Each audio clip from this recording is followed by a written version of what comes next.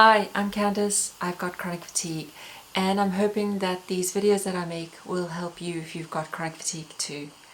So the one thing that has really helped me in my recovery journey is yoga. The first time I started with yoga, I just went onto YouTube and I found Ellen at Chakrapod. I love you, Ellen! And she does 2 beautiful sessions of yoga for chronic fatigue. And I started doing those poses every day, but I did find that even though she had geared it for chronic fatigue, there were some things that were still a little bit too fast-paced for me, a little bit too strenuous. And so what I have created, and I'm really hoping that this will help you, is I have made 7 yoga videos according to each phase of energy levels in chronic fatigue. So the first phase, there's absolutely no movement at all. It's just mental yoga, and it's for those of you who literally cannot move and are stuck in bed and do not want to do anything. The second phase of yoga is still for those of you who are stuck in bed, cannot sit up. It's all supine yoga. It's all just lying down, very simple, gentle poses, but to help you stretch and mobilize joints.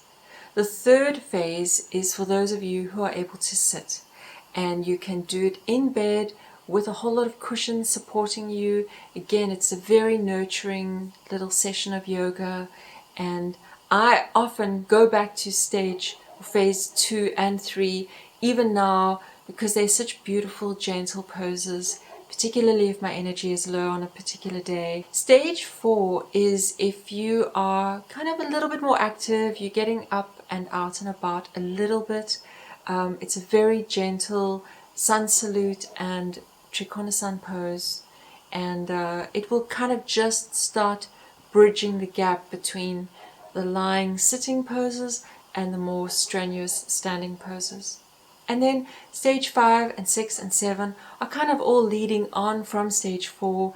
They are all sun salutes with more and more strenuous poses as the phases go on. Please don't think that this is a competition for yourself, that you need to kind of graduate from one phase to the next in a matter of weeks.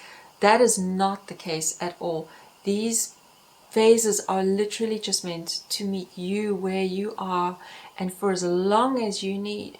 So I was doing phase 2 and 3 yoga for 2 years. I didn't even try and do more standing poses. I just needed to remain as relaxed and close to the ground as possible. But then I got a private yoga teacher, and this was one of the best things I ever did. And she slowly coaxed me into some standing poses. And initially I was really nervous. I was like, I should not be standing. I cannot be doing this. This is far too strenuous for me. But she just let me do it very briefly, these standing poses. And soon I gained confidence and trust in my body that it was actually coping with slightly more strenuous poses. And then I kind of built up from there. And what I really loved about getting a yoga teacher, and I highly recommend it for even just a few lessons, is that she helped me with some of those more difficult poses, like a downward dog, Trikonasana. There's certain ways of holding your body that you don't really know, you're not really self-aware enough to know how to do them. So a private yoga coach will help you. She'll kind of just nudge you into position. I really hope this has helped. I hope that yoga helps you. It's certainly something I have loved. It has nurtured me and taken me from one stage to another. And I can also recognize my stages of recovery by what phases of yoga I've been able to do.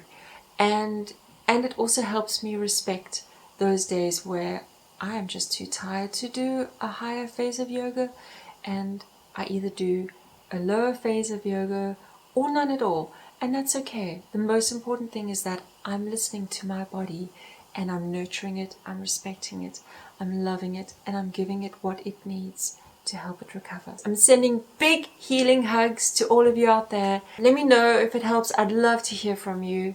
Thanks so much for watching. Cheers. Bye.